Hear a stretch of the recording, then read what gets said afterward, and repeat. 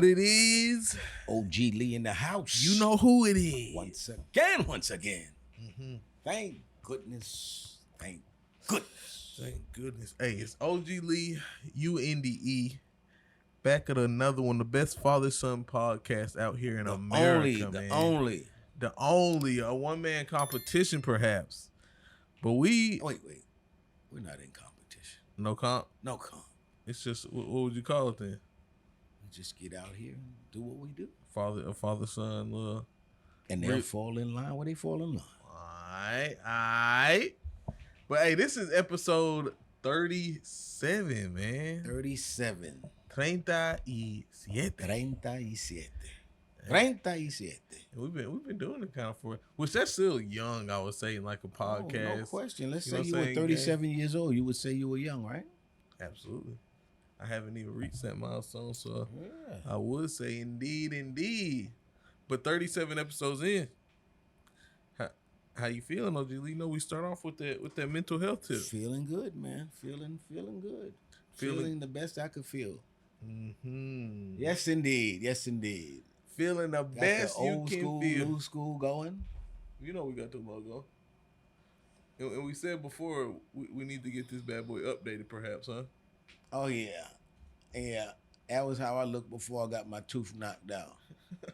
Before I was looking like Damon Dash. You know, I saw that the other day, man, where he took his teeth out or something like that. Is that an L? And I'm like, why, man? They popped out like he said, or how did he play it? I didn't even see his follow-up video.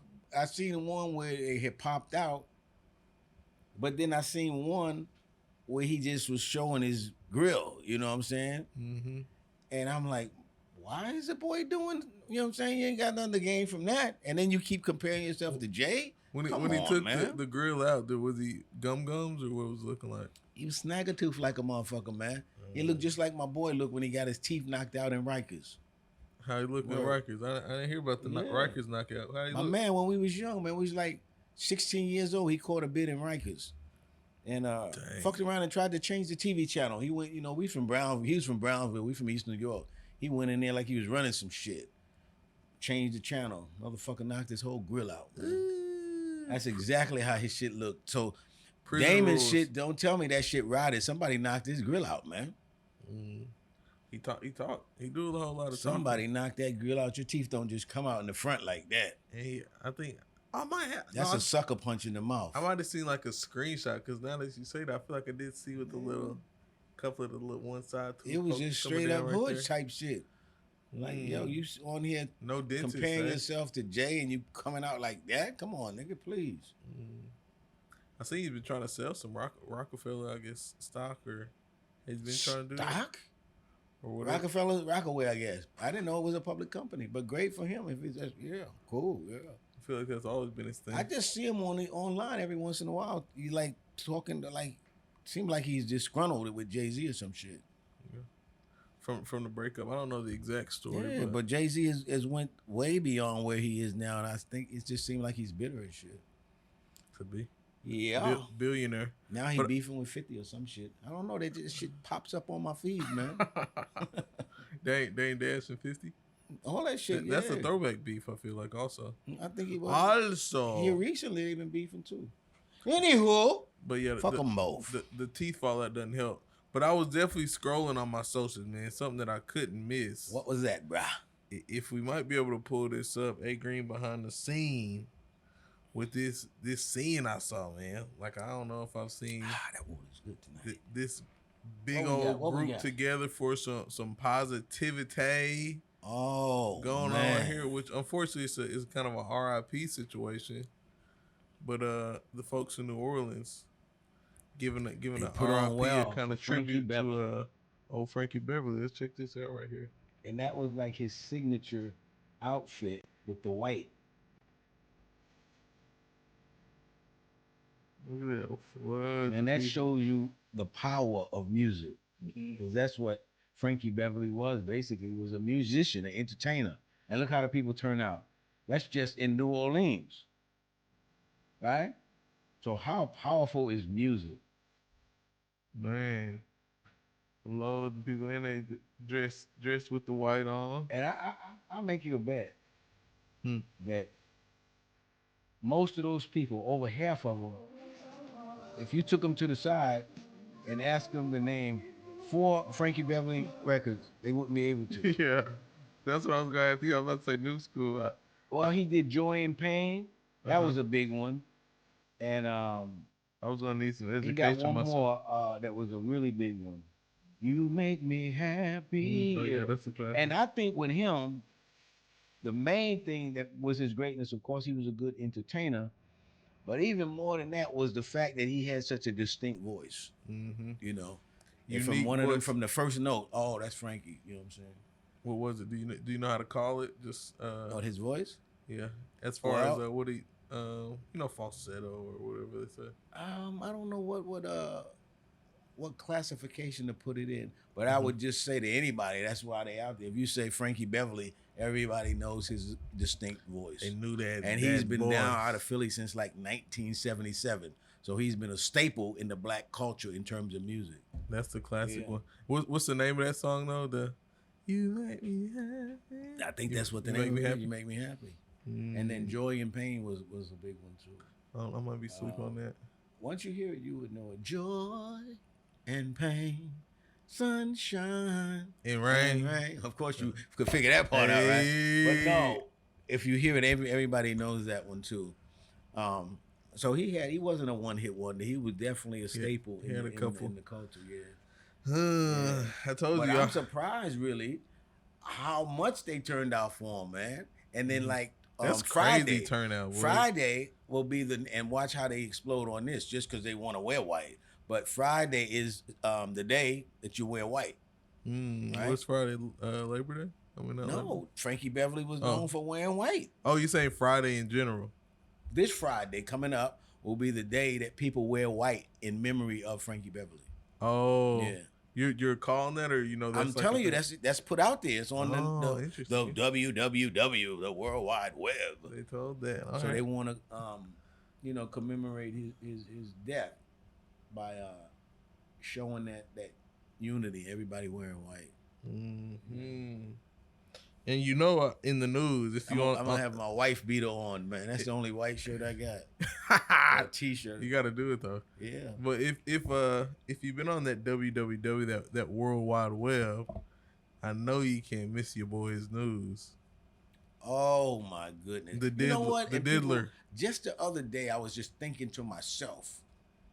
And I think I might have even posted it somewhere, but I was just thinking about P. Diddy, man.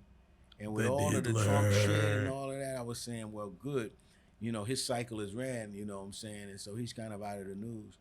But little did I know, behind the scenes, they was working on it. And they got him, man. The feds don't want to lose. I was looking up what kind of charges they were getting them with. Man, I guarantee you, man, if you look at that thing, they're going to have so many charges against that brother. And one of the worst charges that they're going to have on them, that they got on them now, is conspiracy. Yeah, racketeering conspiracy. Bro, once they put fucking conspiracy charges on you, that's your ass. There's no defense for that shit, really. And then you're going against the feds, deep pockets. Their pockets never stop. Of course, he got relatively deep pockets, too. But they'll drag him through that mud and try to break him. That's really what they would really love to see. Because they like doing that. So he got it. He got his work. His lawyers got their work cut out for him, man. Because I'm telling you, he got that conspiracy charge, bro. God, the Diddy freak offs are gonna. And see imagine the stuff that's gonna be coming out in court, like the videos and stuff. If you could actually have access to it, I mean, it should be public information. Oh yeah. But just trust me to say that, Diddy, that's your ass, man. I mean, that's the feds. They coming against you. They normally will have good, solid shit against you. And it's just a matter of now having a good lawyer to negotiate what they're going to drop so that you won't maybe, be in jail for the rest of your life. Because they'll fuck around and R. Kelly him, man. Damn. Man, he's feds. I don't know. I think R. Kelly shit was state charges. He's feds. So in one way, that's better because federal prisoners get treated all the way around better than state prisoners. But nonetheless, you're going to be locked up. And unless they change shit, once they put you in prison, they got no parole system. So you got to bring all that time to the door. I wonder what that my. What that does for Diddy's sons. In what ways? I mean, are they financial implicated in any way, or? Oh, well, in all likelihood, he'll try to negotiate with his attorney to put it all on him. You know, because there's some negotiating that's already been done. I'm watching TV tonight, and they're talking about the Puffy case, and they got all of the cameras set up outside. Of his lawyers, no, in the courthouse. His lawyers and him, they in there dealing with the charges, right? And he's copping his plea at that point, saying he's not guilty, of course. Yeah. And all the cameras are outside, but yet they never got a picture of Puff coming out the courtroom with his lawyer, or, you know, since he's remanded, he ain't got no bail. He ain't even, you know, coming out. They show none of that. So that's saying to me that his camp still got a little bit of pull to say, hey, don't show my client, because most of the time you want to show that, right? And especially if they show him in handcuffs or anything like that's the perp walk type shit. You want to see that. So the fact that they didn't show that still says to me that you know, his camp is negotiating from a pretty good point at, you know, at this point where the reporters didn't even take pictures. So still maintaining that image, boy, that's key. Yeah, for sure. Very key. But what they're doing that's pissing me off, even though I'm not defending Diddy, Puffy, or whatever the fuck, one of the things that they're doing is they keep showing that footage of him throwing that girl and dragging that girl and all of that. Oh, they brought that back? They're going to keep bringing it back. But I got a problem with it because it's 8 years old, and the statute had already ran on that right there, right? So when you get that image, though, in people's head, whatever they decide to charge him with, you're going to go along with it because you think he's a bad person because they put that out there like that. Okay. I'm not saying he's a good person, but I'm just saying by constantly showing that image of the brother, then whatever they say about him in these charges, it's more believable because he looks like a dastardly person based on what he did. So you're dealing with the media a lot too when you're dealing with these charges. He's being tried in a public court. And then I did hear, I don't know validity. I don't know the validity, but this nigga using them SAT words. They said they found 1,000 bottles of lubricant. Oh, is that true, bro? And I said that's why in the hell that baby oil and hit the fucking roof in the price of it. No, Puffy buying all the baby oil in the goddamn country. Cornered the baby oil market. Puffy got all the baby oil in his damn bedroom, man. And that's just one house. He's just out there that they found that in. Imagine in his other houses and shit. That's why that baby oil, the price of that shit been hitting the roof. You can't get enough. Puffy been buying all the goddamn baby oil. Those freak-offs got wild, boy. Man. The freak-offs got 1,000 bottles of baby oil, bro. Yeah, he said freak-offs. They called them Puffy Diddy freak-offs or something like that.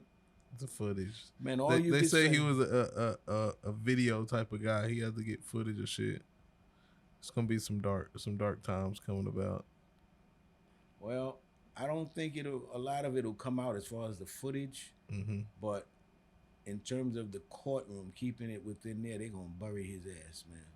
No, for sure. But there's no charge for being a freak. Dude. You know what I'm saying? Yeah. Now, if they got him with underage people and stuff like that, I don't care what anybody says. If you in a video with somebody, you consented to it. I mean, unless they show you being raped or something like that, as far as I'm concerned, you consented to it. Because, you know, they don't look like they're in distress when they're getting screwed or whatever. So for whatever reason, usually probably for some kind of monetary gain, they chose to do that. Yeah. I don't know. That one could be arguable right there, man. Could be arguable. Well, what do you think? Sometimes consent not, asked per se, but then it just kind of comes about type of deal. Well, I would think that it would look like, hey, whoa, what's going on here? And you could detect that from the video. You know what I'm saying? And so if they got videos like that, that's what's going to bury his ass. Then say it's kind of that initial reaction, but the video continues. Then would that be kind of, in your opinion, film without consent, or how you feel? That's real sticky because that's the way it happens a lot of times, right? It starts like, whoa, what's going on? And even when she consents, you know, sometimes it starts off like, whoa, you know, Diddy, it's gonna be some he can say. But once you oh Lord, get used to it and it starts feeling a little better, then you kind of like, oh, okay, I get it. Especially if it's, you know, something that you consented to. Because you may, you know how these females are. You might decide that's a one night thing. You never met them, you know, until tonight. And motherfucker pull out a schlong like a horse. You might be like, whoa, you know what I'm saying? I didn't bargain for this shit. You know what I'm saying? One night. But he may be like the type like, oh shit, I thought you consented. I'm not stopping. That type of shit. And she may go along with it, starts feeling good, then it's like, oh, okay, I'm with it, you know? But you'll be able to tell whichever way it's going to me. If somebody just whips out a camera on you, you'll be able to tell if that person consented or not, in my opinion. Maybe not. And I'm like I said, I'm not defending Diddy. But, yeah. What if it's sneaky footage, like the person doesn't see? Well, that's even more of a reason why you're going to get him in a candid situation, right? And you should really get some candid shit, especially if she was against it. What she's saying, what her actions are. So that's even better for her or any defense that says, whoa, look at this footage right here.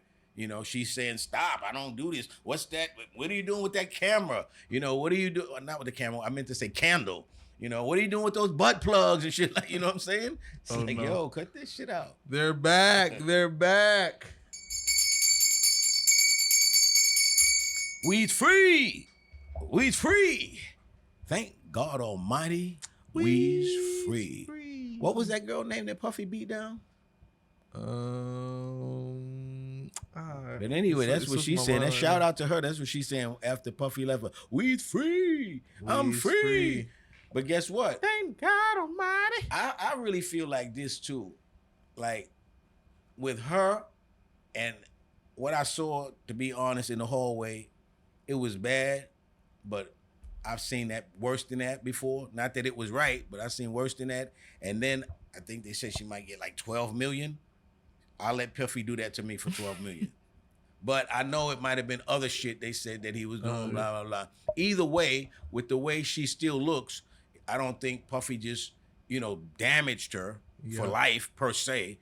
And now she's paid. I think they said she got 12 million or whatever. So she's free. She's free. And then you learn from that, whatever her name is. I know she's famous or whatever. She learned from that, I guess. You know what I'm saying? And she won't get into that kind of relationship. She'll see red flags. Because if Puffy, as they say, is that bad, these young ladies had to see some red flags. They kept going because there was something in it for them, is my opinion. That moolah. But you know that bell ring right there, that's just to signify a good old mind crusher. Oh, my goodness. Got the good old mind crusher. And the mind crusher today is titled As Perfect as Pizza. Whoever said pizza was perfect? Let's think. So it says, let's think about pizza.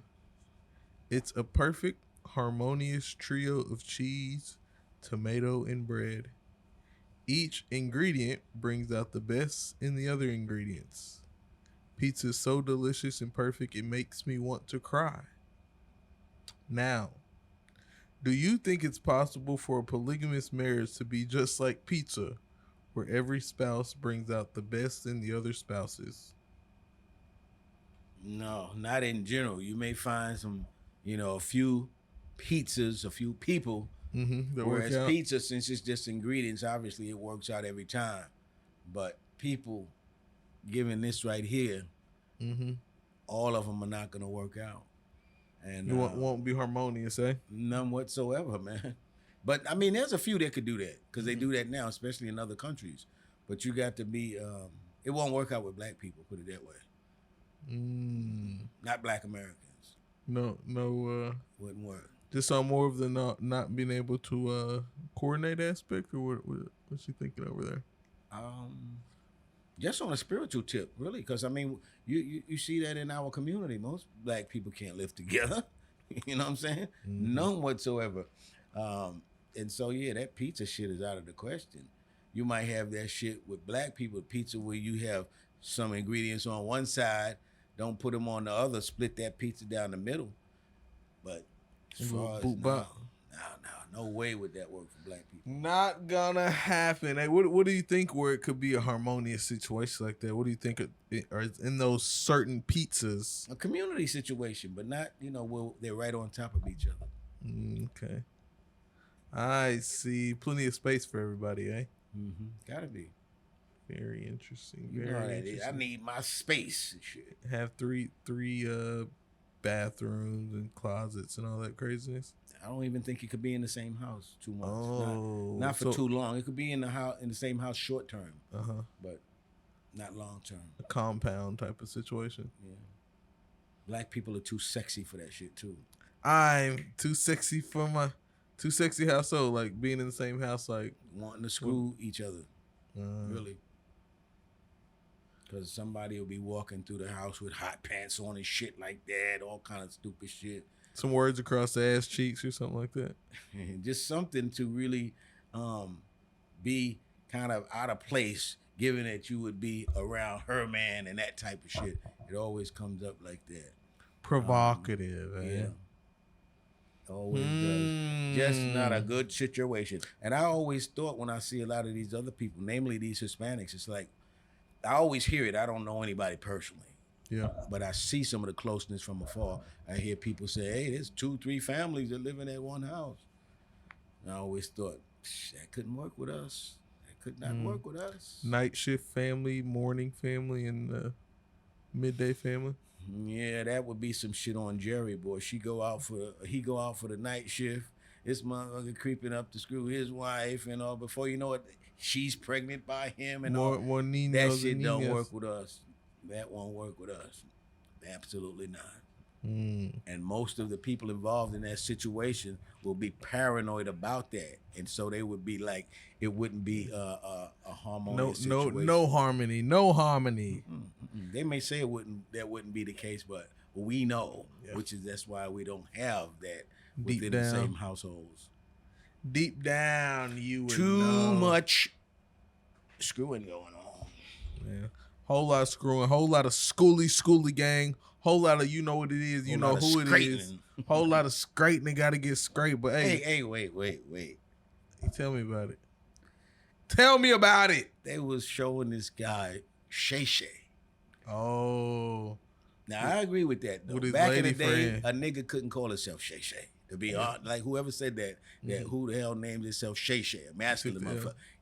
They were right about that. There's no niggas who's gonna call himself Shay Shay or Tay Tay or none of that. That's what his mama called him. But I was seeing where a tape of his got leaked. Freaky man. Yo, that wasn't realistic, that tape. It wasn't? Oh, he had to do that for the Shay Shay? Yeah, he talking about some shit like, hold your legs still. You know what kind of nigga I was before you got here. Relax and all of this type shit. It sounded it sounded to me almost damn like a rape and shit, man. Like, what the hell going on here? You heard some extra audio.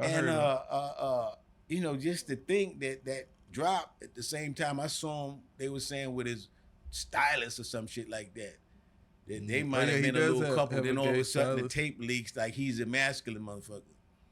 I thought something was up when I saw him walking through the airport with that little motherfucking dog in them tight ass pants and shit. Yeah, and he's a hell of a football player. His wardrobe hell of a choice masculine looking motherfucker. But I'm telling you, I done seen some motherfucking characteristics from that boy. I'm just be straight up.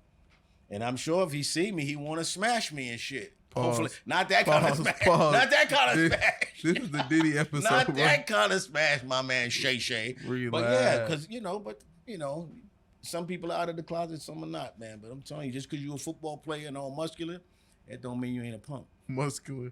Yeah. It is I don't know. I feel like sometimes those hyper masculine situations you gotta compensate. It might bring out a little weird kind of compensation like that. And I'm sure, like they say, a lot of people, you got a masculine side and a feminine side. It's just some motherfuckers can't suppress that enough where some of them tendencies don't come out. Yeah, come out a little fruity, just a little sweet. Because when you think about it, I'm going to call myself Shay Shay. How many niggas you know named Shay Shay? You know what I'm saying? The fuck? Seen one, And my moms would have to stop calling me Shay Shay probably about at 6 or 7 years old. You know what I'm saying? Because everybody would have been laughing at your boy. Shay Shay, come on, Shay Shay, come on out and play. Whatever the fuck. Shay Shay. What kind of name is that for a nigga? But he's got a good podcast, and for sure. He shouldn't really care what people think about his gender. You know what I'm saying? I wish I could think of the name of it. Shout out there. Because if he is that way, and for whoever's that way now, what a perfect time in life to be that. Because America's so accepting of that. Whereas before, you had to relegate yourself to the closet. Now you could come out and have so many friends. Have a party out this motherfucking way. Be in the White House and everywhere else. Hey, but you know what it is. You know who it is. If you cool with me, come school with me, man. It's OG Lee, UNDE. Y'all go ahead, like, OG comment, Lee? Subscribe. That's me. Do y'all's little thing, man. UNDE. We gonna take us a little. That's him. Woo side. That's my son-in-law. That my daddy right there, my stepdaddy. Hey, we gonna be right. Yo, back. Rest in peace, Frankie Beverly. R.I.P. Frank Bell. Anybody who's dead, I want them to rest in peace, man. Yeah. What are you gonna say to a dead person? You know, be all agitated and shit like that. You dead already, right? Everybody who's dead, rest in peace. And then, if you in hell, how in the hell you gonna rest in peace, man? If hell is supposed to be one of the most fiery places in existence, how in the hell can you rest in peace? That's an interesting one. Hey, we gonna be right back. Rest in peace. And we are back up on the scene. Back up in this thing, Yo, man. you know what I did, man? What did you do, dog? What you do, dog? Right before this podcast, I got on a Zoom call. Yes. With some long-lost relatives, man. How long? How lost? Never had met them before, 2 of them. Oh, wow. Completely Shout out lost. to Pauline. Shout out to Jerry. Mayfield's in the house. 2 of the Mayfields? Yeah. Jerry and Pauline met them for the first time. And, yeah, man. So. They're cousins, you said? Cousins, man. Our grandfathers were brothers. Interesting. Yeah, our grandfathers were brothers. And, yeah, real interesting to talk to people you never met. And they still live they got a connection for real. in the Virginia area about where the family started from, where the roots came from. They still live in that area. So that was interesting to talk to them, find out they've got, you know, of course, grown kids and umpteen grandkids, some of them great grandkids. Yeah, to just think we didn't know they were around and we didn't never did congregate with them. Yeah. So if we really start thinking about this, that would be kind of like pre-slavery type of, you know what I'm saying, root in Virginia, or where were they exactly? Well, no.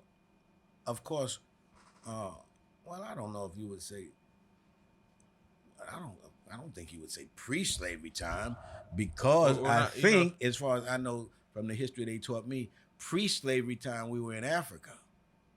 You know what I'm saying? I don't know that. But that's what I'm saying. I feel like there might be a little disconnect on that. So where there were kind of black people and Indians kind of had like a little. Well, we know that, or we don't know, but they say Indians were here first. And I think that, I don't know, because everywhere you go, damn near on earth, you find a nigga. You know what I'm saying? So it's a good chance that we was here. You know, I don't know. The history, which is what they say, never let other people tell your history, right? So the other people said we weren't here. What do you think going into, which is kind of completely off topic, but just going to Africa and just getting people, and that being, could that be a myth? Going get them? Yeah, that didn't happen. People were here. And this is the thing. This is the thing with that.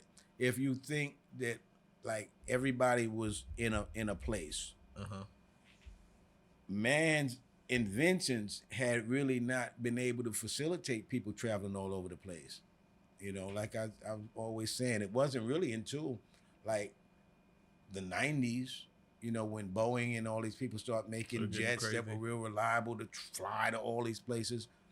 Before that, and I always commend Columbus or whoever, not for anything to do with slaves, not for necessarily saying that he discovered America, but just going from, I guess, Europe coast to coast over here, just that feat alone in the kind of ship that he would have had to have in the 15th century, right? No GPS, none of that kind of shit. You take off in some makeshift shit like that in the 1500s, and you make it. We're talking about also with provisions and all of that shit.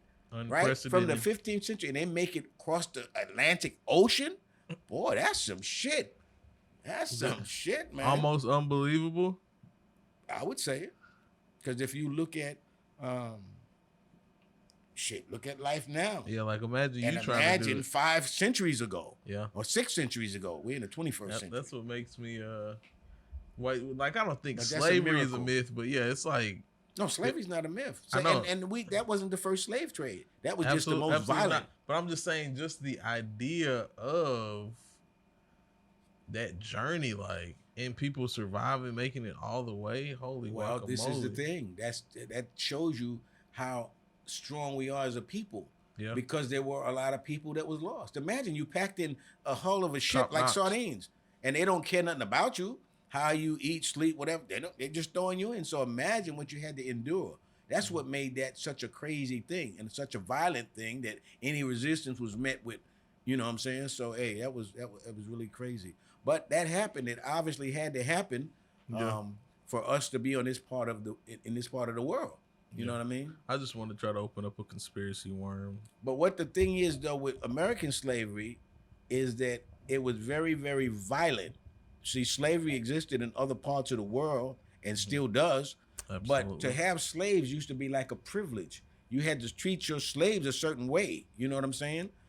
It was only until the American slave trade, the transatlantic, that we had such violence with slaves. But yeah, before that, it was slaves, man. Plenty of people had slaves. All cultures, eh? And people have slaves now. It's just we don't call them slaves. You know, you're not going to miss 3 days of work. Why?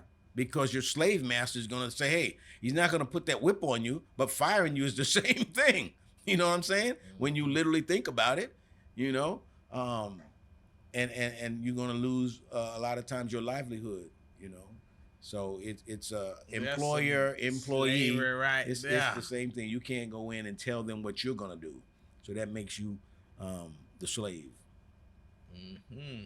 And it's not a bad thing. It's got to happen for some people. That's the reality. It's just the idea that they try to semantically, change shit up. Mm-hmm. Kind of leads me to my next topic. Let me ask you this real quick. Let's say you were going to get fired. And your boss said, well, either we fire you or we do give you a lash with a whip. What would you do? Get lashed or get fired? Yeah. Do I get to claim workers' comp and then what's none of that? If you want to stay here, we'll give you a lash. Teach you a lesson. I don't or we're just gonna fire you. I'll probably just get fired. Probably. Yeah. Or you will get fired. I will, but I really don't want to have a job just to like trust myself and try it, but I'm too scared, honestly. Say again? I do want to just not working. But I'm you mean working for yourself? Yeah, too scared to take the that's jump. Everybody's predicament usually. Yeah. That doesn't want to do it by themselves, and usually they have something that is dependent on them, which is why they don't want to do it. So you got to do that kind of stuff when you're young and unattached. You can still do it if you got faith in yourself and what you want to do. You just jump. Go ahead from the cliff and just jump. Spread your wings. Spread your wings and fly. Jump with no parachute. But it leads me into my next topic, bro. A question for you, a question for me. But what would you say, your best skills in life right now? Man, my best skill in life right now is the same skills I always had, man. What would those be? I rehab houses. Damn near anything in the house I know how to fix. Mm-hmm. So as I get older, I think my skills have gotten better. I don't like to do them as much. A little carpentry work. Yeah, all of it. Anything to do with a house, damn near. Electric, I can run lights. Just anything. Sheetrock. It's not perfect, but it's enough where you can live in that. Get the job done for sure. But also, my empathetic skills, man, I think are really. I'm really gaining on that because I think a lot of older people are like this a lot now, where you get sympathetic towards things a lot easier than you did before. You got that empathy for people now, whereas before it was like, fuck them. It's their fault. Empathy or sympathy? Both. Sympathy is, to me, is just the idea of feeling for someone. Sorrow.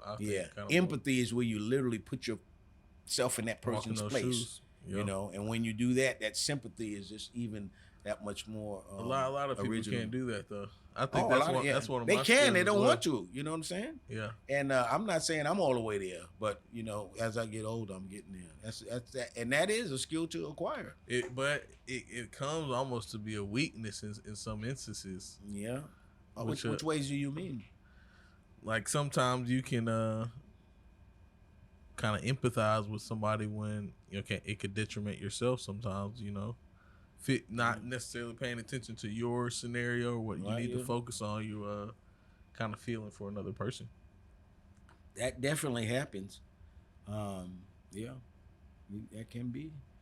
You can be empathetic, as they say, to a fault. Yep, got to learn the balance. Learn the balance in my life for sure is what I'm doing. Yeah. Can't empathize with them all. Now, or always. What would you say about that question thrown back at you in terms of your skills at this point? My skills at this point, like I said, empathy, and I'm learning kind of try to balance it, not to a fault on my end. And I'll say just simply, why you copying off me with the empathy, man? Go ahead. Nah, because I told you I'm a more empathetic version of you. But yeah, I didn't know that you was gonna bring that up as one of your skills. But that's good to have that skill. Another one I would have is honestly just like a kind heart. I didn't even realize that's like people aren't that way. Would you say that's a skill? The kind heart part? And some people might even argue that empathy and sympathy are not skills. Not be a skill for but sure. I said they are, and shit, what I say in my life goes. You know what I mean? I feel too. And everything is negotiable too. So we could talk about it. And I guess approaching every situation with kindness, I would say, is a skill. Yeah. Because the world is a pretty that's cold, a skill. place. And remember what we were talking about when we do mention it, conflict resolution. Mm-hmm. See, that needs to be taught, that how you can tamp something down as being kindness and something that's valuable, as opposed to saying, man, you did such and such, you a punk. All right? Because somebody could be talking some shit trying to get at you, and you looking at it saying, look, man, I really don't want this. It might not even be the place for it. Mm-hmm. A lot of times it's hard to back down, especially the brothers. They know what I'm talking about. This guy talking shit. I'm not going to walk away from it and do the kind thing, maybe talk to him and say, oh, I'm sorry, brother, that I even got in this situation with you. In other words, be the better man. A lot of people, especially the brothers, if you're from the hood especially, no, I ain't taking that shit. Nigga talk shit to me, I'm going to talk shit to him. He want to fight, we can fight. He want to stab up, shoot up, whatever, we can do it. You know what I'm saying? Mm-hmm. So a lot of times if you do have that, kindness, or at least that sense, ability to say, look, man, this right here, it ain't going to end well. You know what I'm saying? I know how I get down. He may get down the same way, maybe even more, might have a couple more hard heads right there with him, whatever the case. Let's talk this down. You know what I'm saying? So we don't even have all of this, maybe in front of kids and blah, blah. You know what I'm saying? Mm-hmm. Being the bigger man. That's important in terms of that. If you relate that to kindness. Yeah. Talking that shit down. I would think another one of my skills, I would say kind of like credit leverage. It's become kind of like a skill, something that I've... y'all need to get at this dude, man. He said he got a plan to show you how to get out of debt and really come up, credit score, all of that within 2 years. So, and when you tell somebody that, it seems like, wow, 2 years, a long time. 2 years is not really any time at all, to get your financial shit in order. Yep, man. But I would think, just my background, a little financing. And then I think I got some skills that I probably don't even see that other people might see. Right. That's you too. So we could reverse that. Say some skills that you might see in yourself or that you see in me. Vice versa. I say something about you, you say something about me. Yeah. Well, in terms of the physical skills, mm-hmm. you got the some of the skills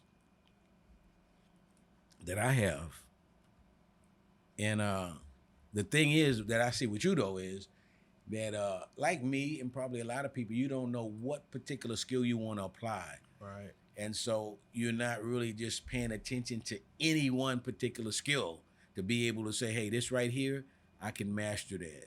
This right here, I can master. Some people do that. Mm-hmm. And a lot of times the most successful people do that. You know what I'm saying? Right. I mean, hone in and sometimes they call it tunnel vision, you know, like that horse, thoroughbred that's running down and he got them blinders on for that reason. They don't want him to get distracted by the other horses. Yep. All they want him to do is stay in his lane to the finish line. And a lot of times we can't do that, or we don't do that because a lot of times we just don't have it in you to say this just one thing that I want to wake up and do that. When I dream about it, I'm dreaming that. I wake up again, I want to go do that. I love that. Mm-hmm. You know, when I see that, this is why I just joke around when I talk about these athletes. Michael Jordan, who's better LeBron, who's better Kobe. Man, I just admire somebody like that. Of course, taking it all the way to that level, but that work ethic that people don't see. You know what I'm saying? Mm-hmm. That they said, this is what I want to do. I don't care, like Kobe. Man, this is what I want to do, man. I don't care. From the time he was 10, 11 years old with his dad over in Italy, playing ball day in, day out, hour in, minute. That's all I want to do. Very few people have that passion for something in life. To go hard, go hard. Very few people. When you have that, you feel totally blessed. Mm-hmm. What would that be? Just kind of like focus? Absolutely. I mean, focus beyond focus. You know what I mean? Mm-hmm. Totally just knowing what you want to do. And when you like that, by the way, you're not, worrying about anybody being dependent on you or any of that stuff stopping you. Your bottom line is, I already know what I'm going to do in life. In other words, it's destiny. Mm-hmm. Yeah. So, but yeah, like me, like you, a lot of people, they just kind of float around in life. Oh, I'm going to do this. Oh, I'm going to do it. A lot of times they're not even looking for an ideal to pursue. They're looking for a job. They're happy with, hey, I get a job. They give me my little medals every once in a while, or ribbons, awards, or whatever. Every once in a while, they give me a pay raise. Yep. I can't make it in this job. It's not really paying me enough. My family life, my quality of life is not good. But I know that this is what I'm stuck with, going to a job every day. Mm-hmm. Yeah. And hopefully they'll be able to retire. Hopefully one day. But let me see. No, you know, I definitely see like some good old, like some leadership qualities. And you, like myself, maybe not necessarily know exactly what to lead per se. Or what to leave? What to lead, I said. Oh, yeah. What to lead, or the right formulated team to lead. Yeah, I'm damn near getting ready to pack it in. Mm-hmm. You know what I'm saying? And as far as a team, for me, man, I always, every place I went, I rose to a level to where I had motherfuckers working under me. You know what I'm saying? And I think I succeeded in the main thing, which was getting people to do what you wanted them to do. You know what I'm saying? Because that's a difficult thing sometimes when you're leading people. How do you get people to do what you want to do with no back talk and all this stuff like that, right? And do it because they want to do it as a part of a team and keep doing it, you know? And in the military, you got to learn that very quickly, because you can get into a situation where you're the leader, right? Yeah. But you could get to where you piss somebody off within the ranks. Remember, we in a theater of war. Mm-hmm. You could catch a motherfucking grenade in your tent. You can catch a shot, nobody know where it came from. That type of shit if you get your people disgruntled under you, you know what I'm saying? So it's not as drastic in civilian life, but you're still trying to get something done in harmony, and that's nowadays especially hard because people, like right now, people wouldn't care. Some people come in and start arguing with their boss, ready to fight. You know what I'm saying? Figuring shit. I was looking for a job when I was looking for this one. So you just have to, be careful because people are very much different now. Very much different. And of course, I said that the civilian life and the military is different. But nowadays, it wouldn't be unlike a motherfucker to come into the civilian job with a weapon and start shooting people. Right. As we know that shit has happened, and don't think about the schools, which that we have to talk about too. Kids coming into school, shooting up the schools. But we're just in a different time, man, in America. A very different time, and things are different. But in any case, for you, I think that you should just pursue those things that you want to do, regardless, knowing. And I'll say this, being facetious in a way, but being real in a way that I was taught, and that a lot of people know who are Christian. God got you, and if you really believe that, then you already know that you can't fail. Because no one in America, usually, people will say they do, but they'll start eating your pets because no one's gonna starve. No one starves in America that we know of, right? Never. There are some homeless people, but most homeless people, if they don't want to be homeless, they do something about it.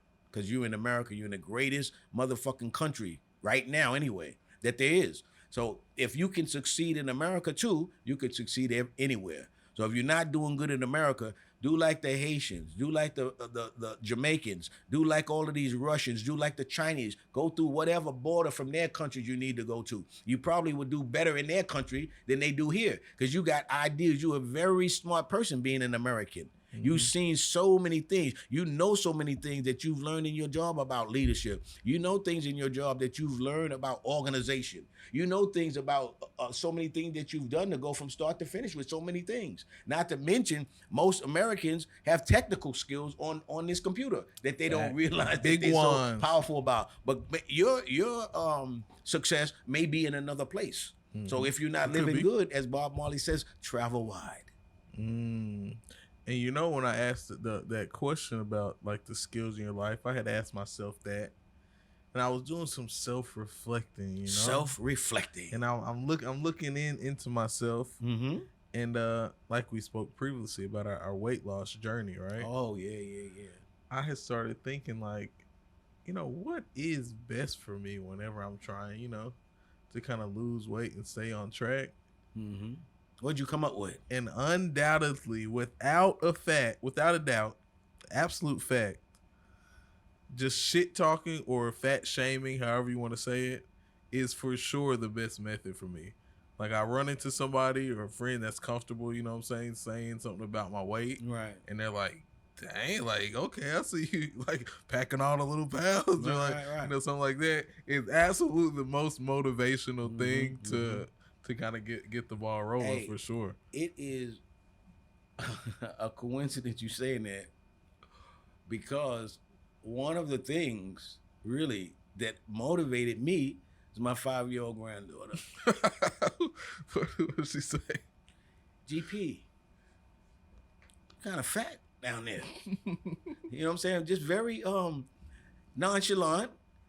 You know how somebody will pat it. Give a little pat to the GP, belly. you're looking kind of fat down there.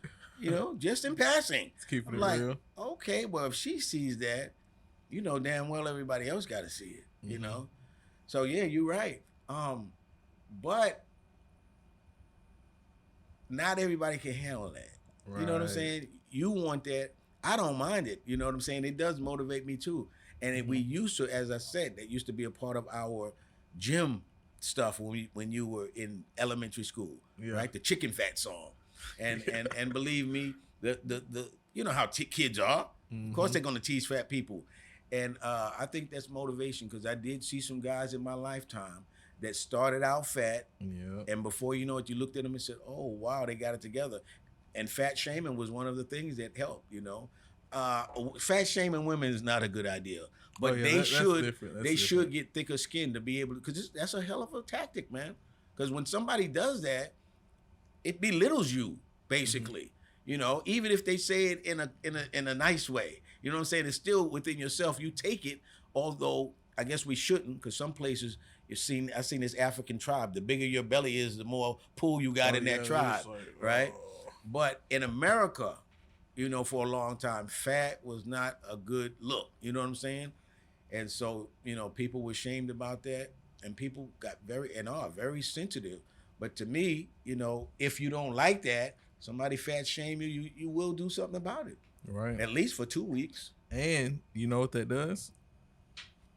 What does that do? Brings to me, brother, a bucket of Kentucky Fried Chicken. No. This right here made me think of that good old word of the day. And let me just say this too before you inject that.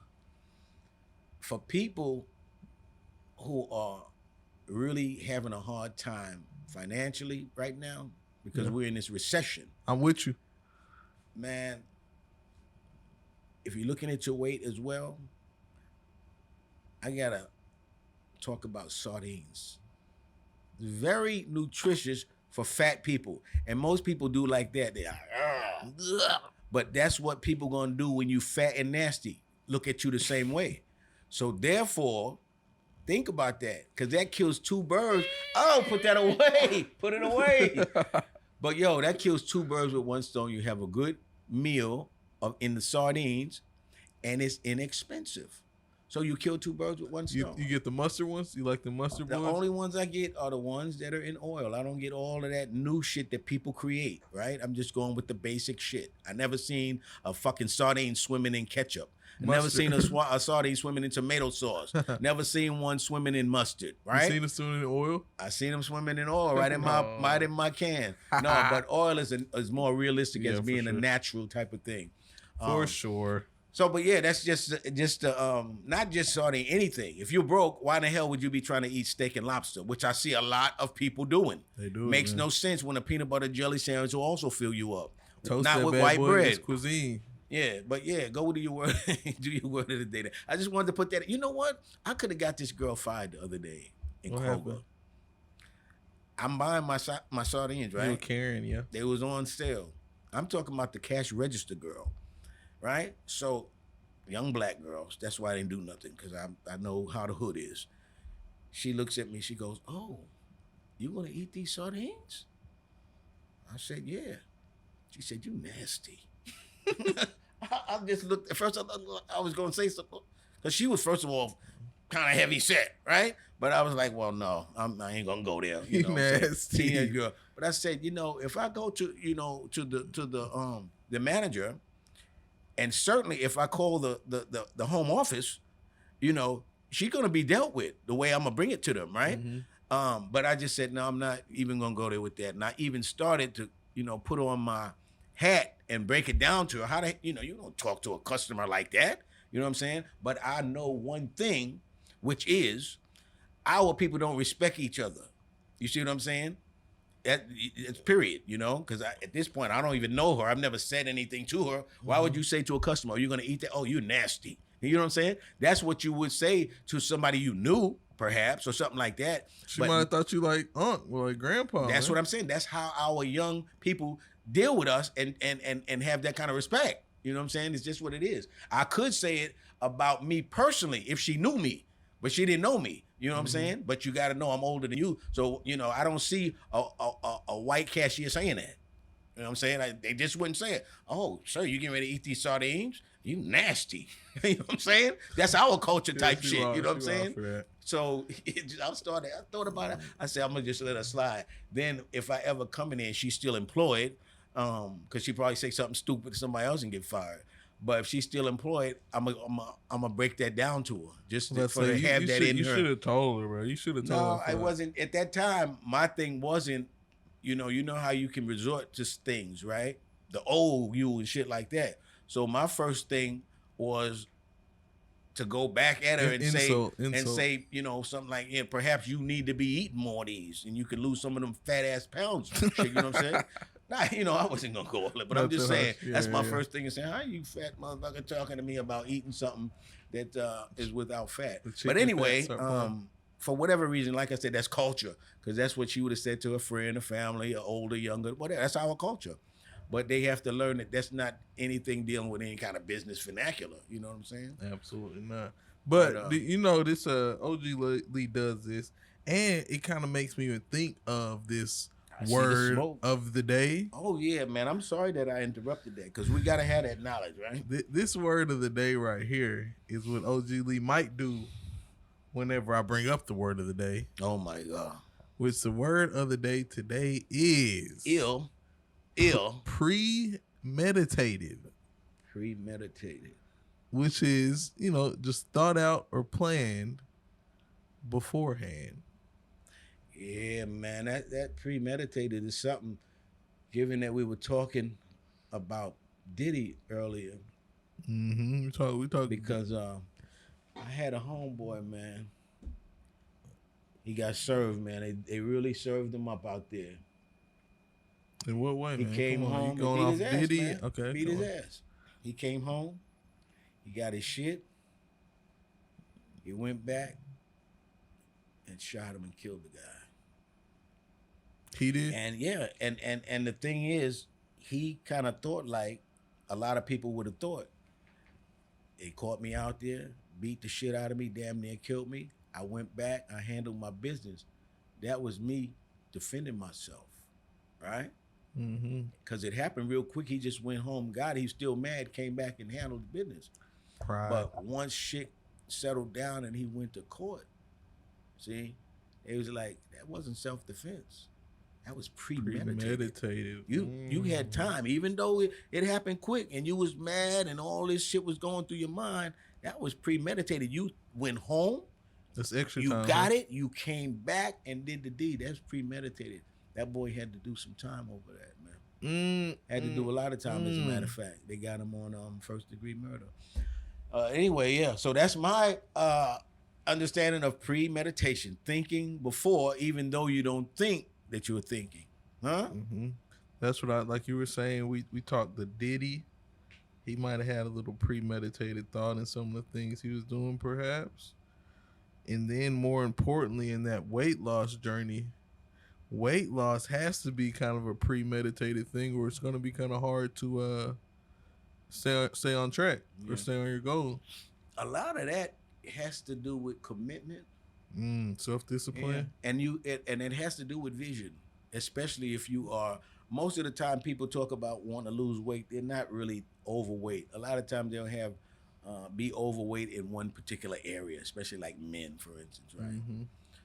So it takes commitment. You got to have vision to say, I see myself looking like this now, but in 2 years, I'm not going to look like that. See, a lot of people can't even look out 2 years and especially see something that has to change physically, where you're basically building that, right? Because you're going to be building the muscle, right?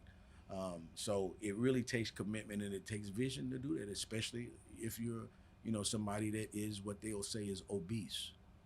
And then the main thing is too, to worry about yourself, your weight. You know what I'm saying? When I see fat people, that just gives me motivation. You know what I'm saying? If they're fat, I still love them. You know what I'm saying? And if they like to be that way, cool. I love it because it gives me commitment. You know what I'm saying? It gives me a sense of, man, I don't want to be like that. With all due respect to them, I don't want to be like that. I wish people like that were overweight could maybe have like some way you can identify if they didn't mind being shamed a little bit. Like myself, I would have like a, Yeah, but in your case, you're not fat. You know what I'm saying? As fat goes. You know what I mean? Yeah. And, if it's somebody close to you, I don't know if you have to shame them as much as really have a heart-to-heart talk with them. Just have a heart-to-heart talk with them when you can, knowing what their sensitivity level is, But I tell you what. I'm going for plate slaps. I'm being honest with you, man. If there was ever a thing such as cannibalism, America would be the place to live, man. Oh, man, America would be the place to live, man. Oh, yeah. You're talking sick. About having you some good meals. Oh, my nice and supple thighs. Yeah, something where you could catch one of them and eat for a week or two. A month. If you put, you put some of them in the freezer, you chop them up, do that quarter Jeffrey Dahmer, put some of them in the freezer shit. Man, you could eat for a bit. And boy, yeah, you could really have. How long are you eating off of a human torso, you think? 4 or 5 meals?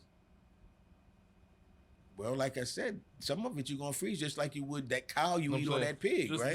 This area, Yeah, if once you cook it, you're talking about leftovers and type shit like that. I probably eat on them for 2 days. I ain't a big leftover. You're sick. I ain't a big leftover type of person, man. Oh man, but you know what, man? There used to be this store right around the corner over here, and at that time, Hispanics were just starting to come into Little Rock. And this store over here was named Bonner's. It's not there anymore. But I went in Bonner's, and it scared the shit out of me at first because I looked down, and it was a fucking horse head in the freezer. Oh. And I remember that shit about the damn the mafia shit. You know what I'm saying? When the guy didn't want to cooperate and they ended up killing his horse and putting his horse head in the bed. So when I saw that, I was like, oh, when I first looked in, I was like, what the hell is that? Audibly? And I went over to the guy. Yeah, I went over to the guy. I was like, that. He was like, oh, that's something that the Hispanics make from that or whatever. They were the ones that started buying that horse head. I was like, oh, okay. But yeah, that's weird. That's why I said when it comes to food, man, that's why I said whether there was Haitians or whoever, people eat food. People eat different things than we do in America. People eat duck. So I would not be surprised if those Haitians did eat that duck. Or if it was Chinese people, you go to a restaurant, what's on the menu? Peking duck. Huh? So if they got some Chinese, the Chinese people might have got it. Right? Because again, if I eat duck or if I've been eating, with all due respect, you go look on Google, they said these Haitians were living so poor, they was eating these what you call dirt crackers, where you was mixing some kind of little dirt with salt and all this type of shit because they didn't have no food. So if they ate that, a duck is gonna be a delicacy to them, right? And delicious. Again, you and your boys out here at the park Friday night. It's 11 o'clock. There's a whole school or whatever you call them of ducks. In our country, if we ever saw a duck, what we do? We probably grabbed them and ate them. Shit, the way we were eating. So here's a duck right here. We know we're in America. Okay, so what? We eat duck just like we eat chicken, right? Mm-hmm. They getting ready to go home. Why not snatch one of them ducks and take them with them? They're not gonna miss one duck, And then the duck was good, so the next night you might have kept getting them. Before you know, ain't no more ducks in the park. But I don't, to me, it's not disrespectful at all to say they ate a duck. What's the difference if the duck was in the park or if you killed them and put them in the freezer for them to buy? It's a duck, and to say that it's bad to just say it was the Haitians. Who knows who it was? But I wouldn't put it past anybody to eat a duck. Mm-mm. The hell, that's part of food. You know what I'm saying? And we eat all kinds of shit: dog, ducks, horse. We eat pigs. We eat all kinds of stuff. What's the big deal if somebody eats a duck? Lord, I don't know if we could get this other video, A Green behind the scenes, to put this. Let's get it. What is it? This lady, I don't know. She might not eat a duck. Was she eating a duck? She wasn't eating a duck, but she's rather friendly, I'd say. Was it a duck that they ate? Because they say it might walk like a duck, quack like a duck. It may not be a duck. It just might be a duck. Check her out right here. She's so friendly with these ain't even in-house pets. Oh, here's some of this. I just have to say it, man. White tea? Here's some of this white tea stuff again. This is some white tea? This is some of this white tea stuff again, man. First of all, what we got there? Raccoons, right? Yeah. Okay. Somehow the babies, see the babies down there that got into the house. And I don't know how this happened. What do you mean? What happened? How they got in? Yeah, I mean, the window is open. The white folk probably leave the window open. Know that they got raccoons all back in the backyard. There you go. You can do it. There you go. There's one. Letting them out. White people are too friendly with wild animals, man. She ain't eating the duck, bro. She the one complaining about the ducks missing. Yeah, yeah. Check her out. Ooh. Right there, that's when I'm done. And then, I can't help no more. I don't ever see her close the window. That's my it's thing. Still one in there. But again, once you get him by the window, you open it and throw his ass out. Right. If you got the window open, it's a chance that the other one gonna come back in after they baby. Yeah, and close it right. Good ass. Ooh. And look, when I was thinking about closing it, I was like talking about the backside. Right. Shit. She wild out with that, bruh. Go call your brother to come and shoot him, and then they'll eat him and shit. Dang. That's the kind of raccoons I'm talking. When you hunt them, you gotta leave one paw on so they'll know it's not a cat. She's not. She's still talking to it. She's not thinking what the backhand close. Why don't you just use the back windows? Close it from the back, baby. Why would you do that? Slam his head in there. She letting him back in? They're coming back, bro. Can you get him?